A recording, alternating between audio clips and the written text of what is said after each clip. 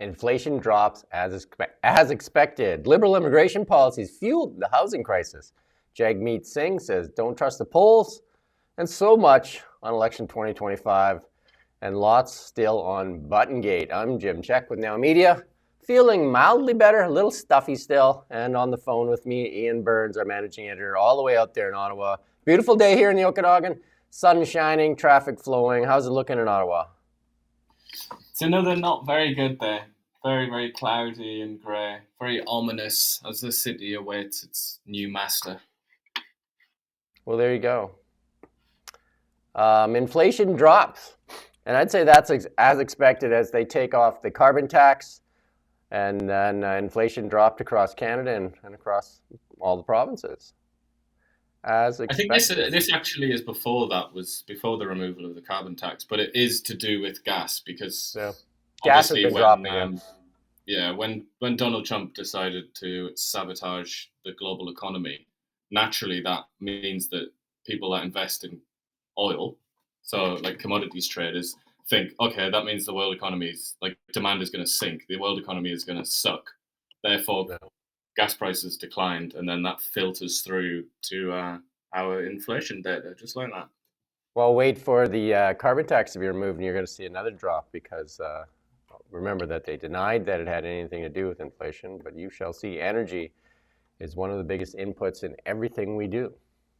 That is still, I mean, I know you said that almost as like a passing comment, but I feel like we could speak about that for many hours. My fascination with that is endless. The fact that we went through an entire period of intense political and media scrutiny, and the question was, does the carbon tax cause inflation? Can you believe that was ever even a question? And that, like Tiff Macklem, when he was grilled in the Commons committee, and it was kind of like that was the issue. It kept being pressed. Does it cause inflation? Does it cause inflation? What a surreal experience that was to sit through.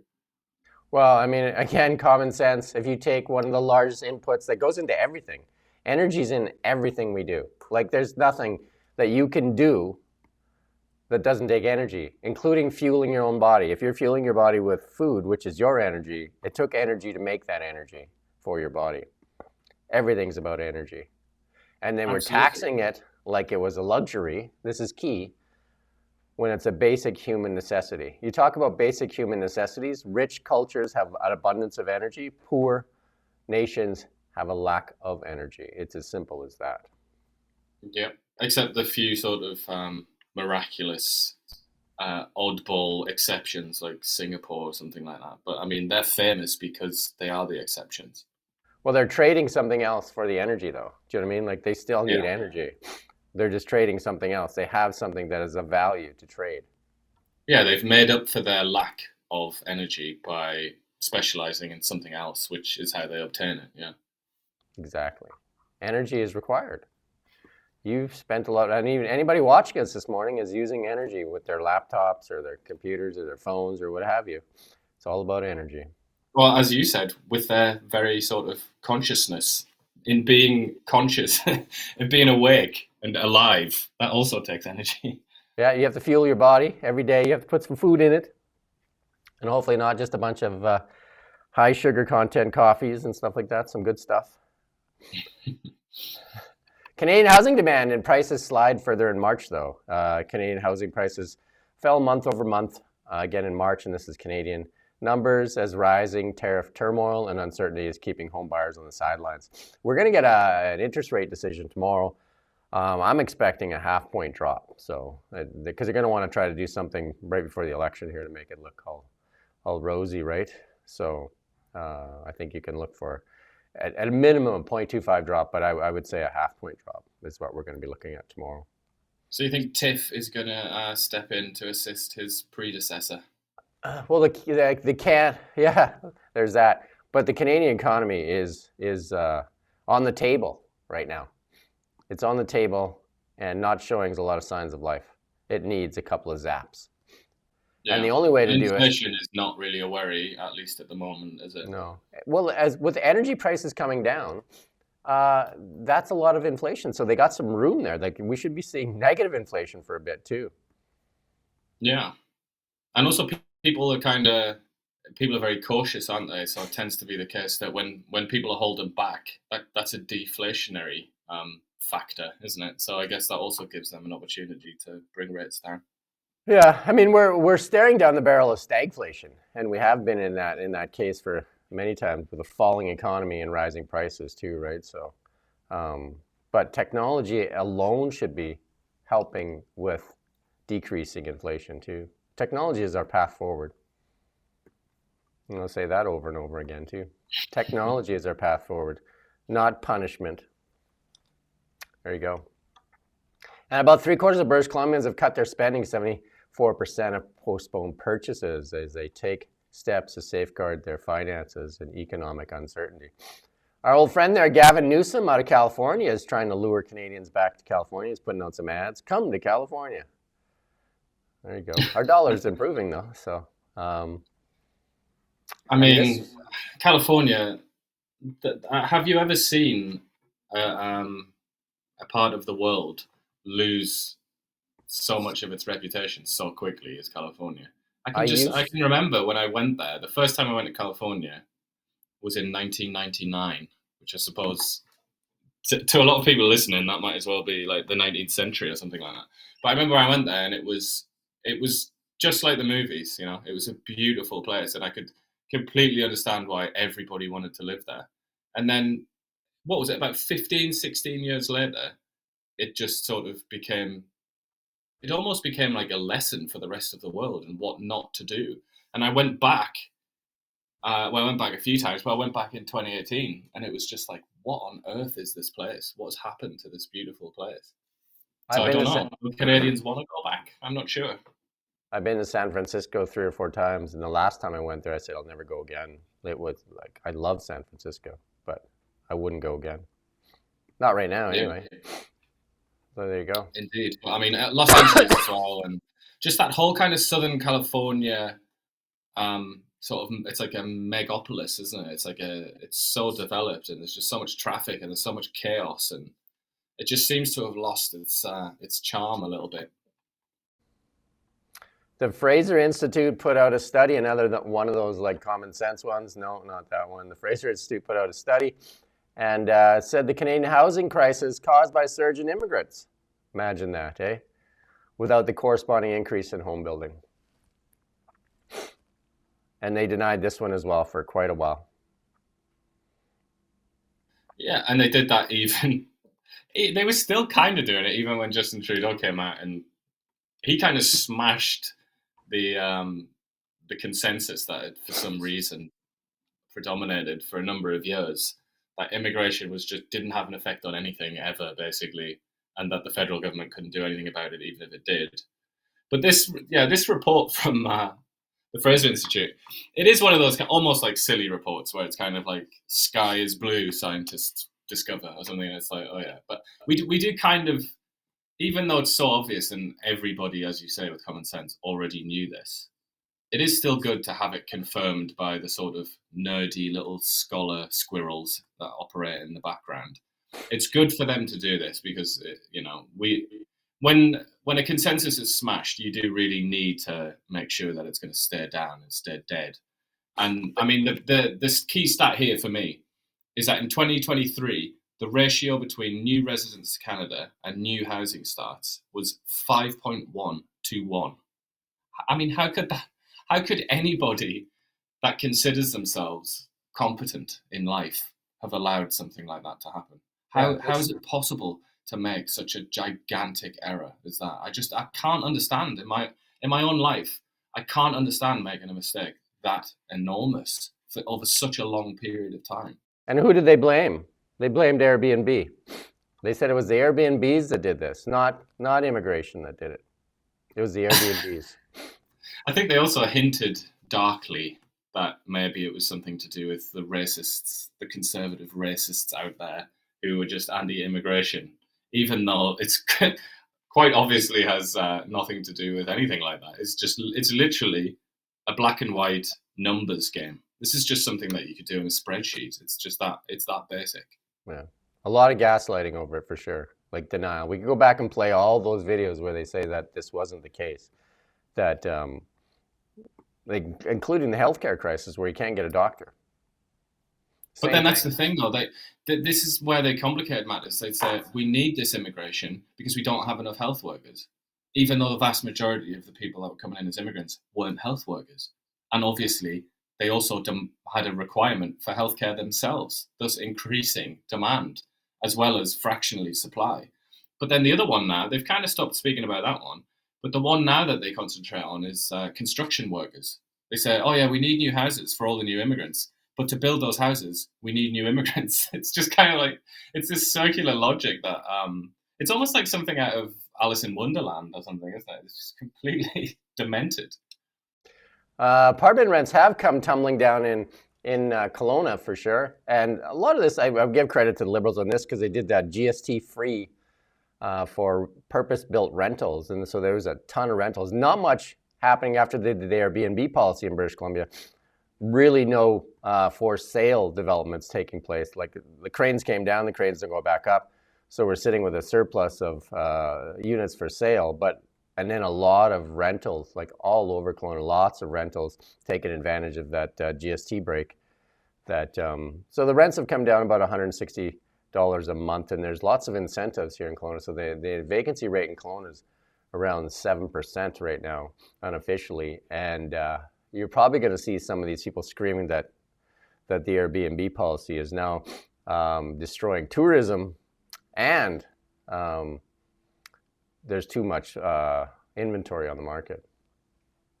I think it's also demand cooled a little bit with the changes to immigration. Students, yeah, particularly students, because that was a lot of the demand in Kelowna, wasn't it? But I would still say in this article that Steve's written, it says 1850 is the average in March for a one-bedroom apartment. 1850 a month. I would just say, when I moved to Kelowna not that long ago, in 2019 or something like that, the going rate for a one-bedroom apartment was something like 12, 13, 14. So Yeah, what is that? That's like 40 or more % increase or something like that. Salaries in Kelowna obviously have not increased by that. So this is still like crazy overpriced and overheated, despite there being, as you say, like a relatively high vacancy rate. Yeah, like a lot of this stuff, just like interest rates, it took the elevator up and taken the staircase down. Yeah, and and to go back to our friend, the ratio there, as we were just talking about in housing, the ratio still is not good. The ratio between average salaries and average rents, it's not good. And I apologize if I'm sniffling a bit and coughing, still fighting that cold, as is Ian. Tough time of the year, especially when you have little ones around you that are basically spreading all that stuff around. I'm sure lots of people can relate out there. Yeah, I mean, it's like it's every month for me, I think, and now you as well. You've been brought into that world of diseases. Let's get in the election, and there's lots in here, lots and lots.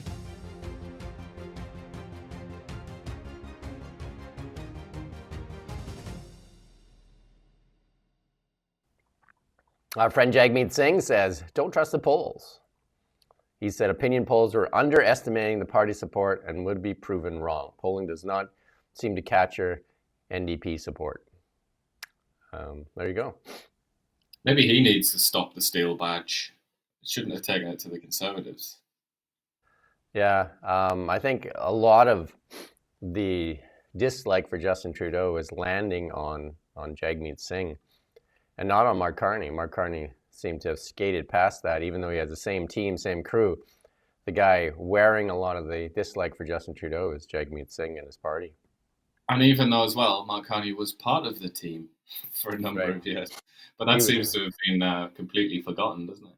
He was in the shadows, so. Yeah, I would say though on polls, I'm usually quite skeptical of polls, and I think you're right to be, given all the mistakes that were made. 2016, that was like the worst year in history for polls, probably, wasn't it? Where they got the Trump election completely wrong, and they got Brexit wrong as well, and it got worse after that. But you interviewed Mario Canseco, who runs a polling company in Vancouver not so long ago, And he explained to you that after that bad year, they improved their methodology or whatever it is. They improved the kind of techniques that they employ, and now they're a lot better. And you don't just have to take his word for it. I mean, just look at the previous elections, particularly in Canada. They do get it right, and it kind of sucks in a way because it's like you know what's going to happen before it happens, but it takes the surprise out of it, and it also obviously influences people as well. It influences the way in which people vote as well. It has like quite a profound effect, I think, on how people actually go into an election and who they vote for. But the bottom line is, and sorry to disappoint Mr. Singh here, they are broadly accurate, and every single poll for the last 2 or 3 months has shown a pretty substantial decline in support for the NDP. I mean, that can't all just be imaginary. Well, we interviewed Kay Desjardins here, he ran as an NDP federally, and he's come out in support of the Liberals. And they've actually tried, I'd say successfully, have run that campaign across Canada and say, now is not the time to vote for the NDP. Now is the time to choose between the Liberals and the Conservatives. And we know most of the people that are in NDP camp aren't going Conservative. Even Tom Mulcair, former NDP leader, has said the same thing on the television show he's on. So they've and it's been justified as usual by a crisis, as most things are lately. Do this thing that you wouldn't ordinarily do because there's a crisis, and it seems to be working. That message to NDP voters really does seem to be gone down really well. The Liberals are definitely masters of a crisis. They always have a crisis that you need to do this or that. They're definitely, that is one of their superpowers, crisis. Well, Mark Carney has said that he's a crisis specialist, hasn't he? Well, I think they're crisis makers as well. Everything is a crisis, right? Yeah, or they know how to use a crisis, maybe. Pierre Poilievre pledges crackdown on scammers, and Carney offers a new benefit for some workers in the middle of their careers. So they had small policy announcements from both of them. But, lots of people, we do the stories all the time of seniors getting targeted by these scammers. They get more sophisticated all the time, these scammers, especially with AI and everything now. They can even use your voice and stuff to scam people out of money. Absolutely. I mean, what Poilievre said is actually kind of important, I think. It's, as usual, it's like it threatens seriously increased punishments. And so, like, penalties, not just for the people that do it, but also for the banks if he wants to introduce new kind of responsibilities for financial institutions so that they can make sure that this doesn't happen anymore. But also to put people in prison for 5 years, I think, for if it's fraud over $1 million, 5 years in prison. I mean, I happen to think that that's insanely lenient myself. I think if you're guilty of fraud over $1 million, you should go away for a very, very long time. But apparently 5 years is what Poilievre thinks is hardcore. Anyway, and Mark Carney today has announced, it's a kind of unglamorous announcement, really, but it's saying up to $15,000 for certain workers who are in like AI, manufacturing, construction, healthcare. And I think he just said technology. It's all very vague. There's no real information provided in this announcement. But the idea is that, again, because we're being tariffed by Trump, we need to make sure that we have like the best workforce in the world and that we can sort of adapt very quickly and be very nimble. So that's the gist of what they announced today. Yeah, the problem is when you don't have enough detail to know what it actually is, because if you look, you and I compared the housing platforms, and they're completely different. One offers very little to the taxpayer. The Liberal one offers mostly to the corporations. That's where most of that benefit for the housing platform is, whereas the Conservative plan is mostly geared towards the taxpayer. But they kind of use, like, even when they do their tweets and that, they're kind of like selective in their language to make it sound like it's a lot more, which is not good for the taxpayer. No, and I think that's kind of, we were just talking about the polls there. I think that's reflective of the polls. because the Liberals are the incumbents. Not only are they the presently kind of in power, they presently have the Prime Minister, but they also kind of have the lead. It's like they're winning the game, so they're playing very defensively, whereas Poilievre is losing and he needs to score. You know, he needs to get goals, so he's on the attack a bit more, and I think that's being reflected in the policy offerings. Well, you and I pitched the no GST on homes, and they both picked that up, and then we're now pitching no GST on everything instead of a taco and tinsel 2-month holiday. Remove the GST that Jean Chrétien promised to remove way back when, and then Stephen Harper removed 2% of it because it used to be 7 when they first introduced it to get rid of the debt, and then Stephen Harper walked it down to 5, and I think he was going to walk it down some more. So why don't you just come out, Pierre, and just say 0 GST? That'll get the economy booming. You could even say 0 GST on Canadian, made in Canada products. Then you can also get your Trump in there. Get your Trump punch. There you go. Buttongate. This thing I don't think it's going to go away. You and I talked yesterday. CBC getting a little boisterous here. Let's play this clip. And we got from the party yesterday was crap in terms of there are stronger words I would like to use. It spoke around the issue without speaking to the issue. It was all this nonsense passive voice, and it reminded me of the comms troubles they had when they were at 16% in the polls. So, Lisa, I don't know if they've learned from that near-death experience in terms of addressing an issue clearly. The Liberal leader was better at it today, but I take Jonathan's point. There's thousands of volunteers across the country, and there's always some meathead who's going to rip down a sign or something like that in a riding. But this is right out of the war room, this sort of thing, and it kind of undermines what Mark Carney's central pitch is to Canadians in this campaign. For sure. And it was very nefarious. I don't think it was innocent at all. I mean, I looked up to see what the other buttons were that were out there. I mean, we've done button competitions in the past, but it's usually mocking people. It's not about actively seeking to draw attention to an issue to make it sound more Trumpy than what they are. So, for example, Lock Justin Up was one of them. Wexit Now. Make Canada Great Again. I mean, what is this crap? They should absolutely be off the campaign. They're lucky they're not getting charged. They should be talked about whether or not they're spreading disinformation by this committee in the House of Commons or by this committee of bureaucrats. I mean, this is absolutely outrageous. And for us to tut it away as... There you go. And it surprises me that they don't name these 2 individuals. Or maybe it's more. Me too. I find that a bit peculiar.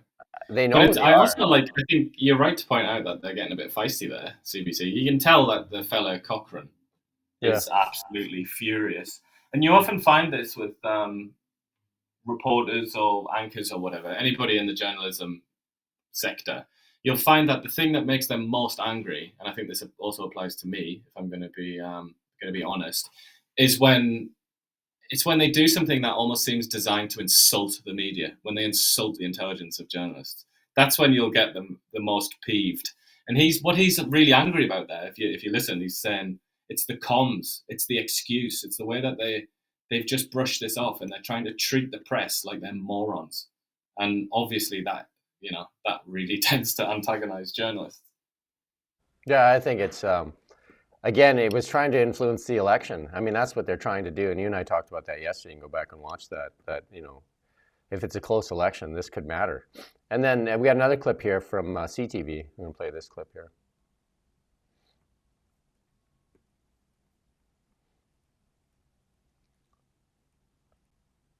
And we'll talk about this more later on with our panel. Why are those individuals responsible for it only reassigned and not fired?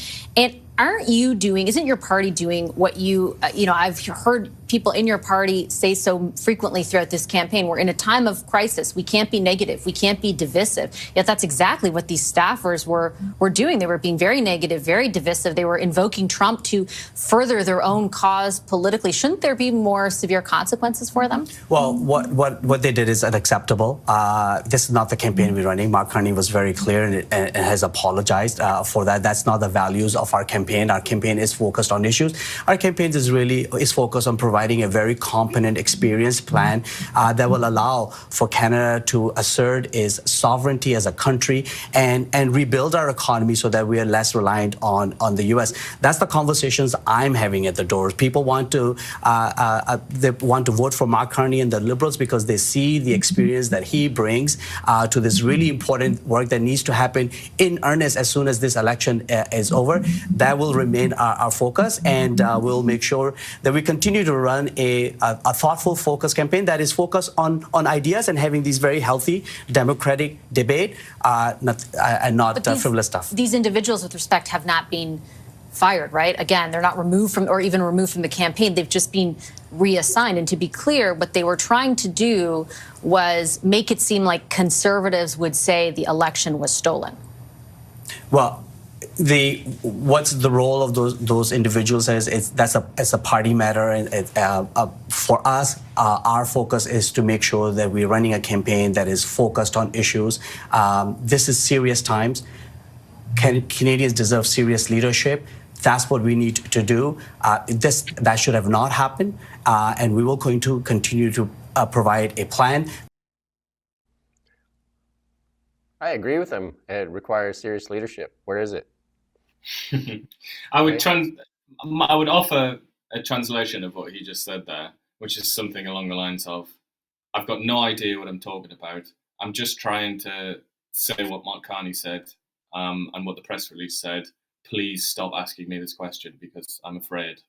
That's basically what he said. I'm just going to keep speaking. I'm going to talk about democracy, and I'm just going to hope that if I keep speaking, then you'll drop this and we can move on to something else. This is clearly a threat to democracy that you keep asking these questions. You have to understand that a threat to democracy is when you ask questions of us, even though we are the threat to the democracy. Is that how? Yeah, I mean, again, all you have to do, it's quite a sort of simplistic technique, this, but it's important sometimes. All you have to do is imagine if it had been the other way around.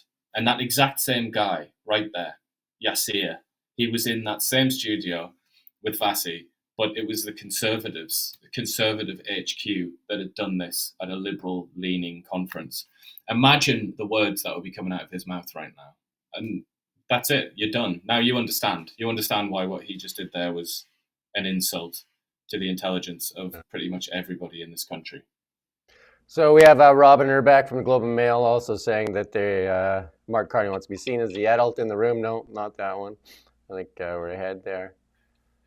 There you go, adult in the room. But I don't understand how they're keeping these people on. It blows me away why they haven't been named. Why hasn't CBC named them? Because I guarantee if it was Conservatives, they would already name them.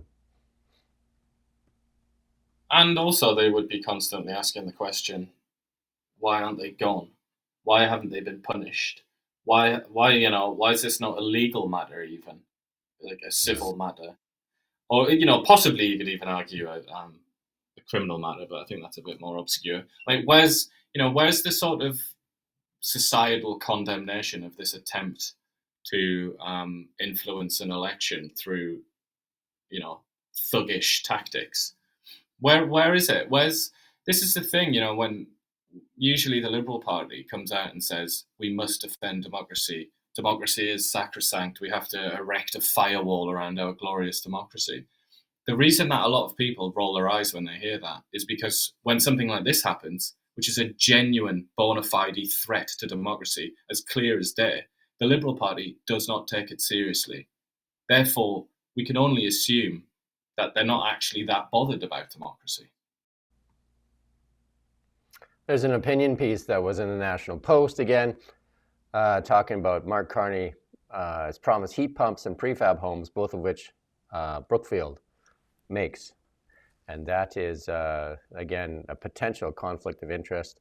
Again, the blind trust, which he won't reveal. It's not really blind to him because he knows what he put into it. It's just blind to the rest of Canada. So I guess that's when he's speaking of a blind trust. It's supposed to be the other way around, but it's just blind to us. Like we talked. Yeah, we're the blind ones. If you go on our YouTube channel Now Media, you'll find us, Ian and I, breaking down the housing platforms, and you're going to see where this comes out too. Because most of the housing platform for the Liberals favors the corporations. There's $25 billion in financing available to modular home builders, which Brookfield Asset Management owns a modular home builder, and another $10 billion in easy financing for corporations that make low-cost homes. And then they've also reenacted the MURB, which was, they removed that way back in the 80s because it only benefited developers. So again, heavily weighted towards corporations and not so much for the taxpayer. You can go watch that. It's a good breakdown. Yeah, but this is also something we've seen. This has been happening during the Trudeau government for a long time, and we're going to talk about Honda, I reckon, soon enough, aren't we? Yep. That's one example of where they give these tax credits and all these perks and easy loans and all the rest of it. They did it in my benighted land of birth. They did that many times in England, where they gave loads of money to stupid schemes that were never going to work for solar panels and things like that in one of the cloudiest countries in the world. And all it ends up being is corporate welfare, as you sort of hinted at there. But I'd also say, somebody in the chat there, Peter Kennedy, has asked, how do we know that the Liberal staffers weren't fired? The reason we know that is because Mark Carney yesterday said that they weren't fired. He said they were reassigned.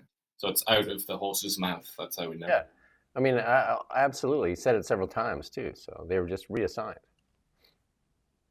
So there you go, Peter. And this story, it's just out there all over the internet. We thought we'd just put it in here and say we're going to take a look at it and see if we can find more on it. It talks about 2 RCMP officers, one former and one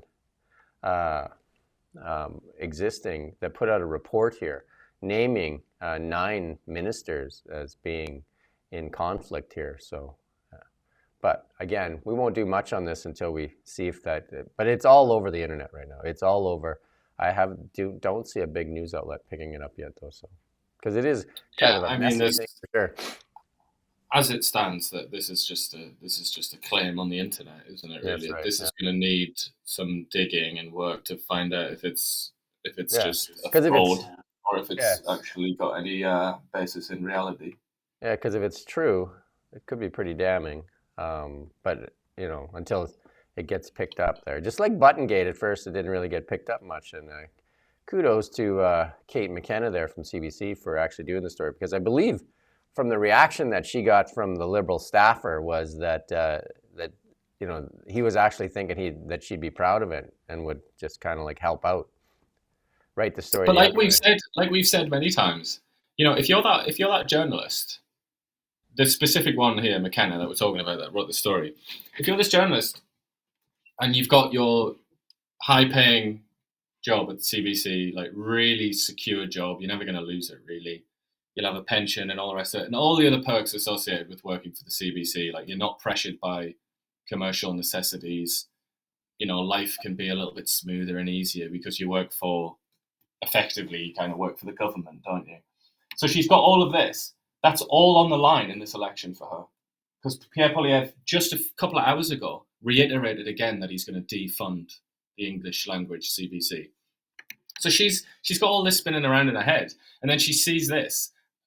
This actually happens in the most bizarre way. She overhears some idiot Liberal staffer talking about planting buttons with the intention of trying to make the Conservatives look like Trump. She sees this, and she knows if she writes the story, it's going to reflect really badly on the Liberal Party. But she still did it. And the Liberal Party is the party that said not only are they going to keep the CBC alive and funded by taxpayers, but they're going to increase that funding. They're going to make it even cushier and even easier and more secure. But she still did it. So I kind of think she's really shown, I would say, in that one instance, that she has integrity. So I would say that's very important, and that she's sort of one to watch, I would say, for that reason. She's clearly shown that she will put truth ahead of literally her own livelihood. So that's, you know, quite impressive. There you go, and that's why we said kudos to Kate McKenna. Good job, Kate. Working for the Canadian people. There you go. CTV News had this out. A whole bunch of people now covering it too, that Honda may make 90% of its U.S. sales locally by relocating to Mexico and Canada, relocating Mexico-Canada production to the U.S. We got a little place here from CBC, a little clip here too. I'm going to play a little bit of this clip. We're going to lead off with breaking news this hour about the U.S. trade war on Canada and U.S. President Donald Trump's attempt to force automakers, all manufacturers really, but automakers, the focus here, to pull production from Canada and set up in the United States. There is a story out of Japan this morning that CBC News is working to confirm, but the Japanese news outlet Nikkei is reporting Honda Canada is considering moving some production to the United States out of Canada. Now, Honda Canada's plant is in the Ontario city of Alliston, and our CBC News drone has been flying over this. This is just northwest of Toronto. Nikkei is reporting this morning that Honda Japan is considering shifting production of the CR-V and the Civic sedan to the United States. The report does not name its sources, but it does cite Canada's retaliatory vehicle tariffs against the United States as being a factor. Here's the line. Canada has hit back with a retaliatory tariff on car imports from the United States, and as such, Honda will examine cutting back on the number of cars exported from the United States to Canada and gradually shifting to local production. That is a quote directly from the Japanese article. The Trump administration has a 25% tariff in force on foreign-made vehicles. There are complex exemptions, though, involving Canadian-made cars that meet the standards of the Free Trade Deal, CUSMA or USMCA. Canada's tariffs are on U.S.-made vehicles, and it is now unclear how this would affect production here. We're getting a lot of response. There you go. You can go watch that full clip there. But Ottawa has responded, though, and they're saying they're going to drop some of the retaliatory tariffs on auto imports from the U.S. as a way of helping automakers based in Canada. So that was Francois Philippe Champagne said that he's going to lift those retaliatory import taxes for at least 6 months.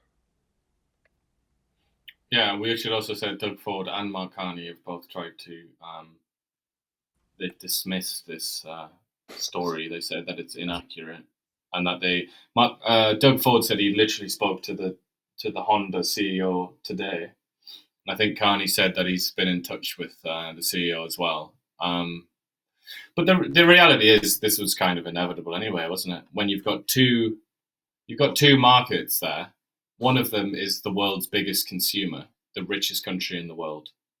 That, you know, a place where they buy things at the drop of a hat, and it's like that's if you want to sell anything and be rich, pretty much you've got to have your eyes on the United States, haven't you, as a target? And then the other one is Canada, a country of about 41 million people, where it doesn't have that same culture of consumption, and certainly is not as wealthy as the United States.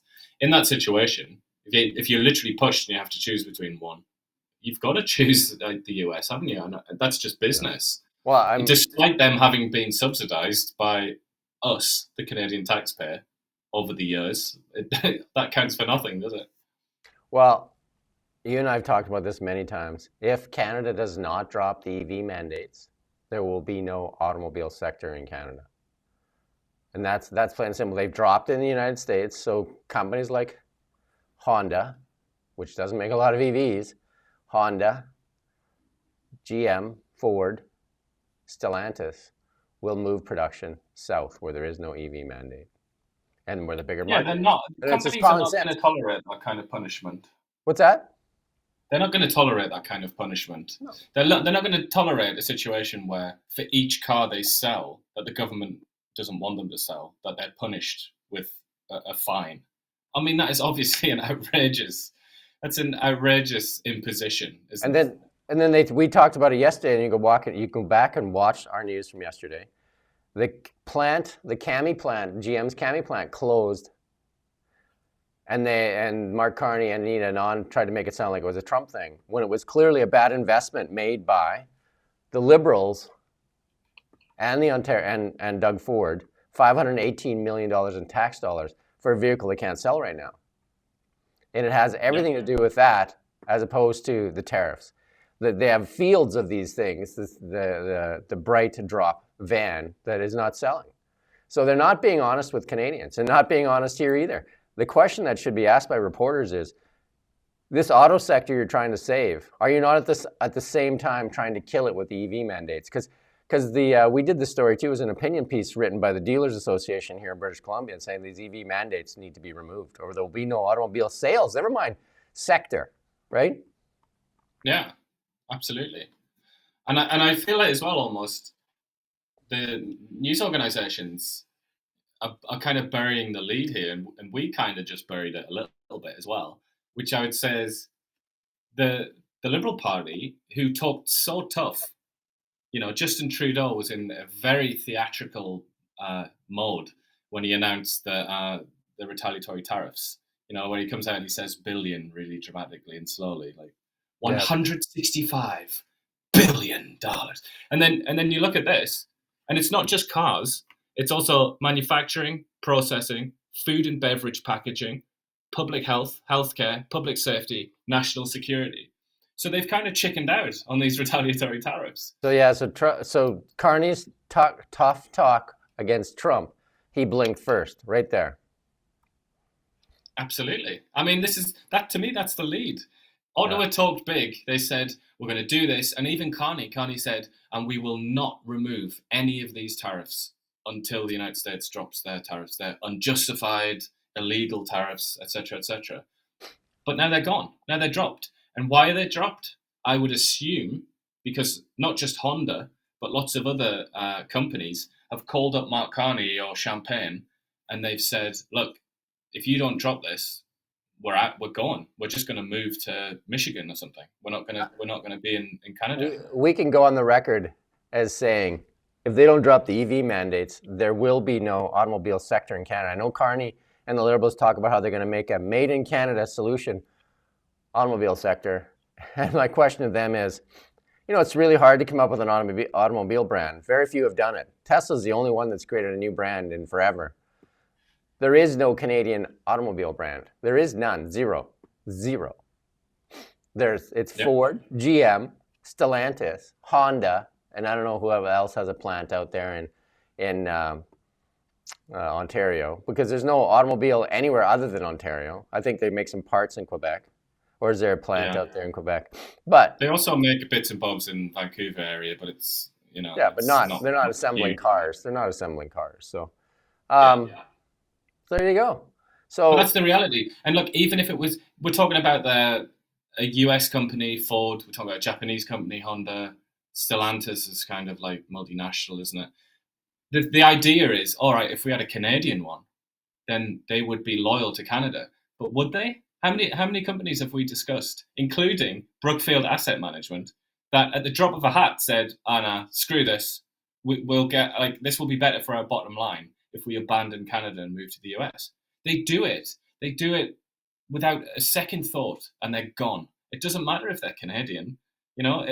We've probably got as much chance of persuading a Japanese company to stay as we have a Canadian one. Unless when they say a homemade automaker, they mean a crown corporation or something like that. And I'm not sure that would go down very well.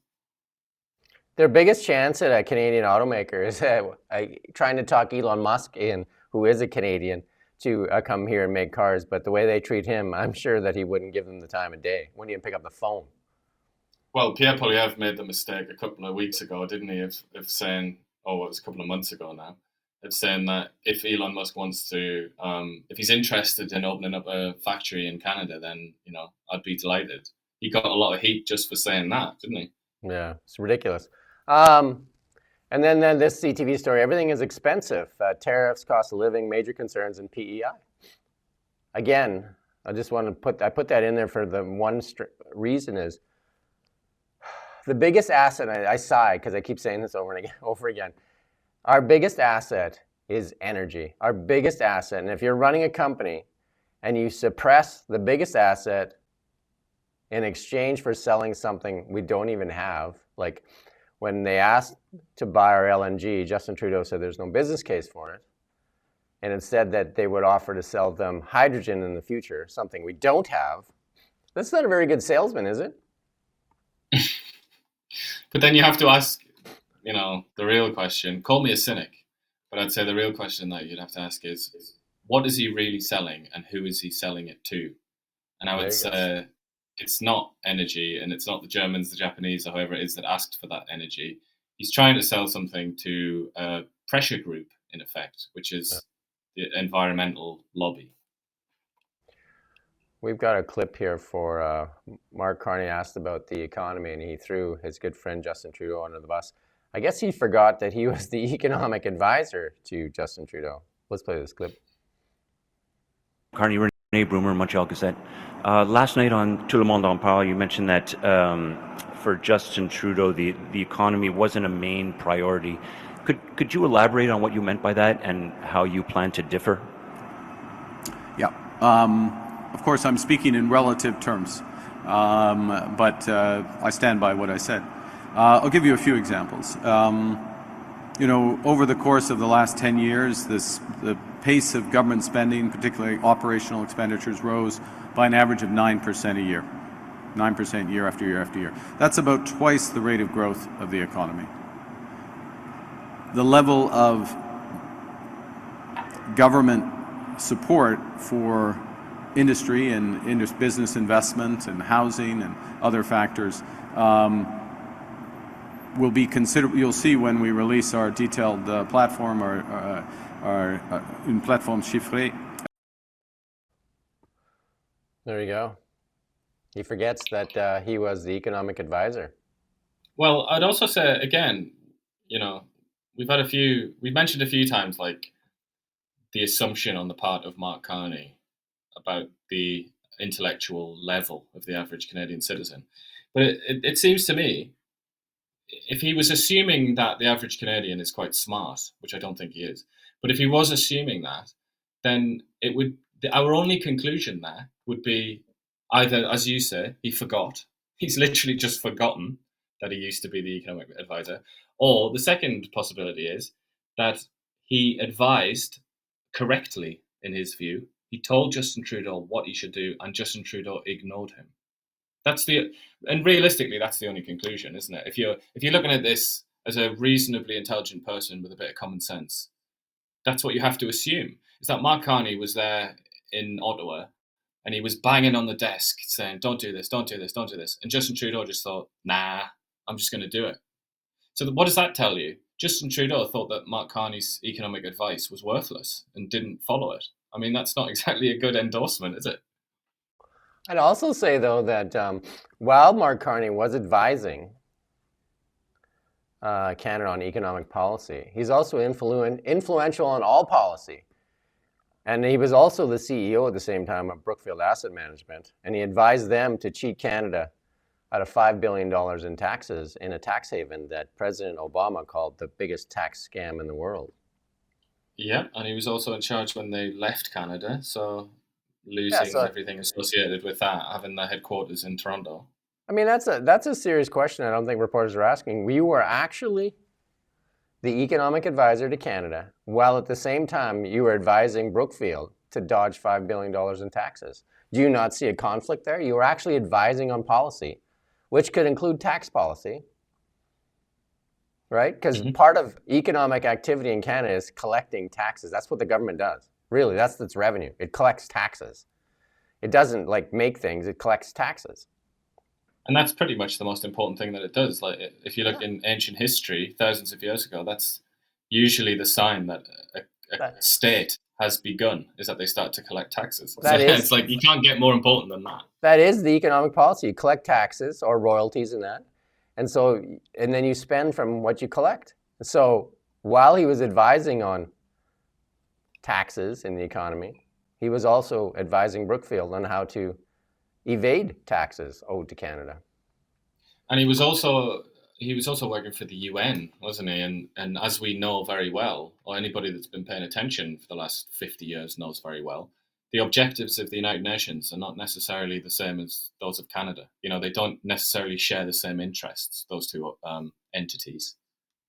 And then this is out all over the place. Carney now says, he said this just, pipeline's not necessarily among the major projects to prioritize. I mean, this is what we've been saying for a while. Like the way he's using the words, and he says, we're going to build an east-west energy gateway. And then he says electricity sometimes. And he also, like you said, key word there, east to west. So east to west selling Quebec Hydro to Alberta because they're going to keep 80% of the hydrocarbons in the ground.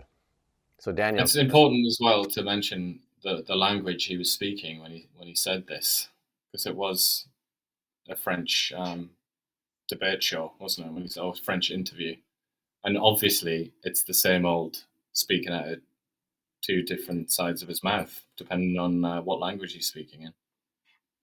yeah. So I mean, this has come out so many times now that, people. I've talked to a lot of people say they're gonna vote Liberal, and they say because he's gonna build pipelines. I'm like, I don't think he is actually. This goes against his whole mandates of what he's talked about. So. But also it's been a fundamental. It's almost been a kind of religious belief for the Liberal Party over the last 10 or more years that we're going to hit peak oil soon. We're going to hit peak fossil fuel, and the worst possible thing that you could do as a society is spend like $50 billion on a pipeline or something like that, and then nobody wants it because everybody is on solar panels and all the rest of it. Like that's like central to the belief system of your average sort of Liberal MP and Liberal minister. So one would assume that that's also central to Mark Carney's belief system, because it certainly was explicitly the case that that's what Carney believed and said he believed before he became the Prime Minister. The Jean Chrétien Liberals, which was my favorite leader, Jean Chrétien and the Liberals, he let the MPs think for themselves. These MPs don't think for themselves. They just repeat lines. Like, that's why they're so bad when they're doing interviews. They have no idea what they believe in. Well, I would say it's quite important, I would say, to mention this, that that's also true of the Conservative Party.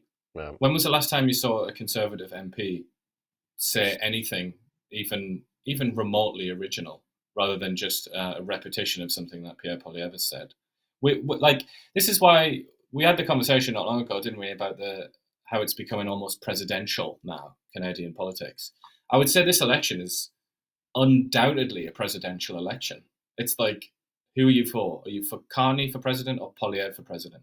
Because the Westminster system has just been completely forgotten in this election. I mean, there are people, I would say like 99% of Canadians would be unable to mention 5 Conservative MPs, if you exclude Poilievre, because it's just, they are completely irrelevant. It's all about Poilievre. And the same is, it's less true for Carney because there are ministers that we're familiar with, but they're trying to really emphasize Carney's prominence. Yep. And then Andrew Scheer put out this tweet here saying, and there's a clip, and I didn't put it in here, but the clip just basically says Mark Carney says he wants to push up the tax on flying to make it more expensive for you to fly. So there you go.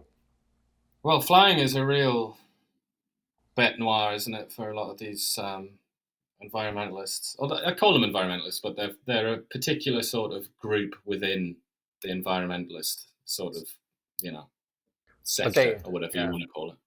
They fly a lot, but they're flying for a purpose to stop you from flying, so that in itself makes it good.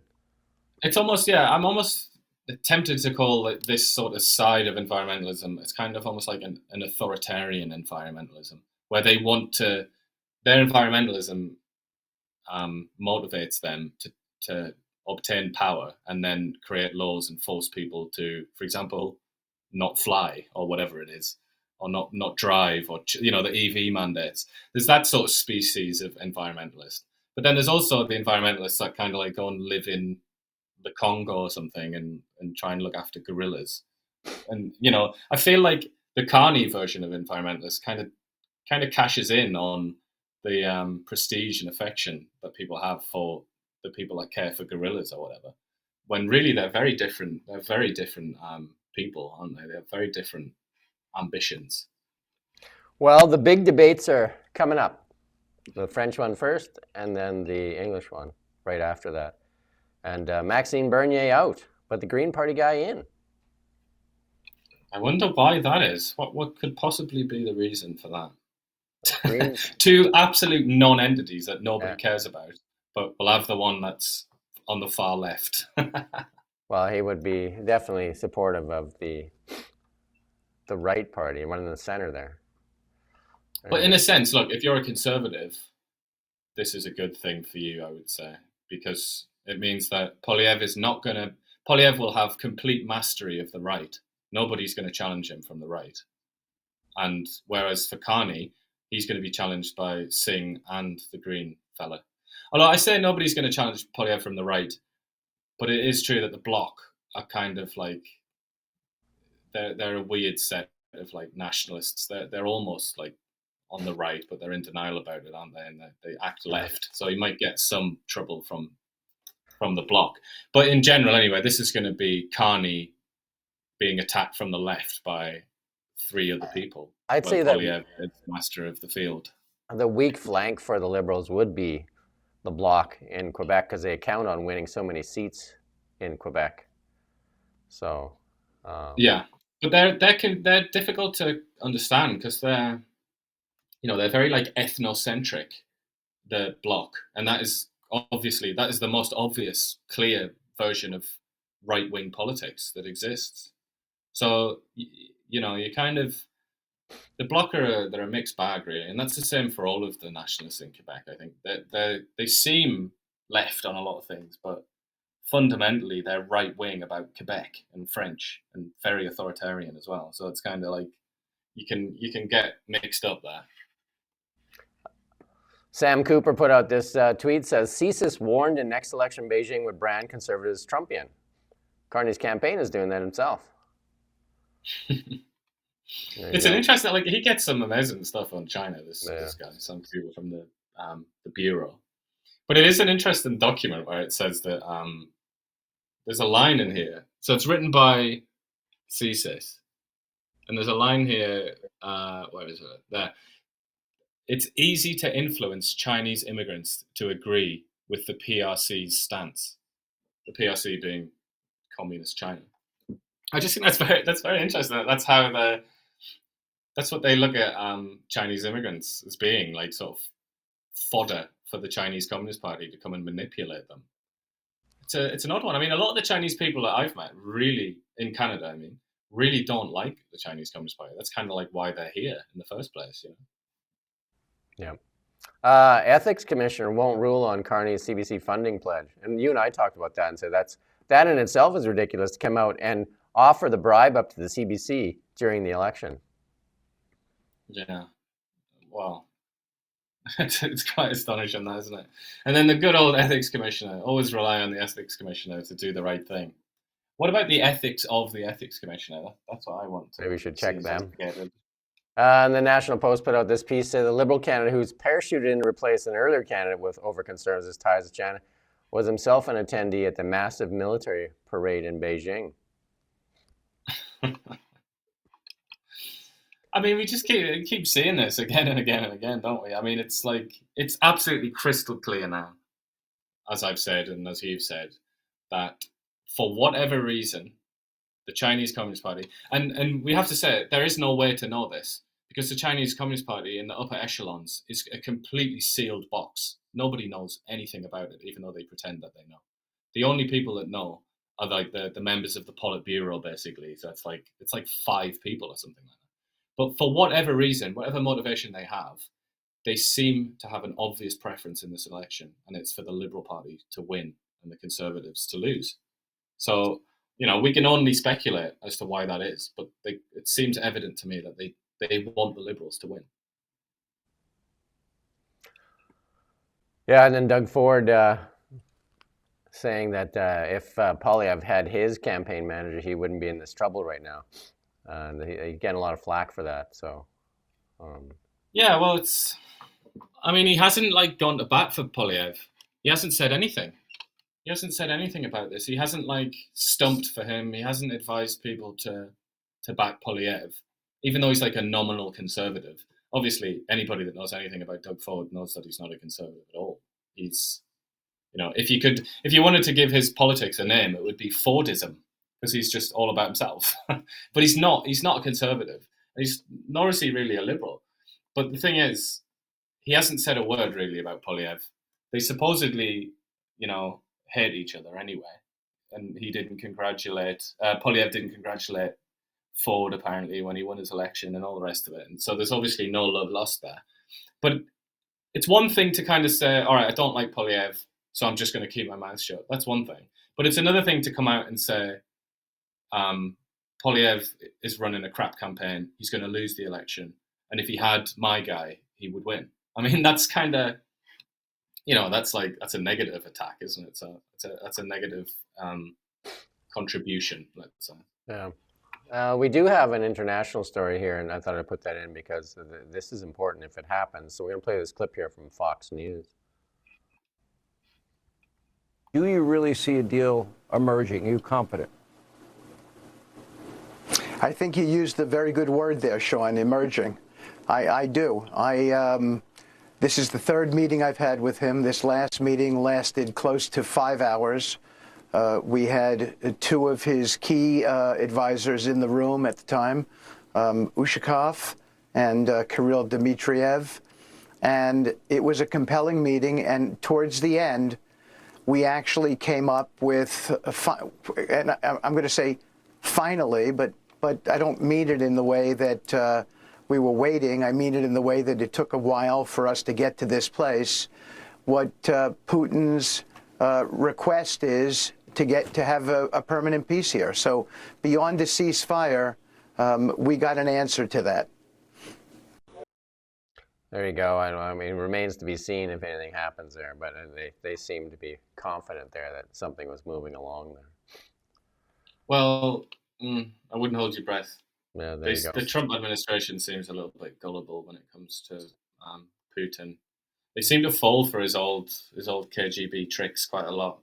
Quite sort of pitiful, actually, in a way. But let's see. Maybe they'll outsmart us all in the end. Let's look at markets. When I clipped this, it was up, and now it's flat. So there you go. It's like it changes pretty fast. So there you go. Gold was up this morning. Where's gold at? Like exactly right now. Any ideas there? I'll find it. Yeah. Yeah, gold expert, man.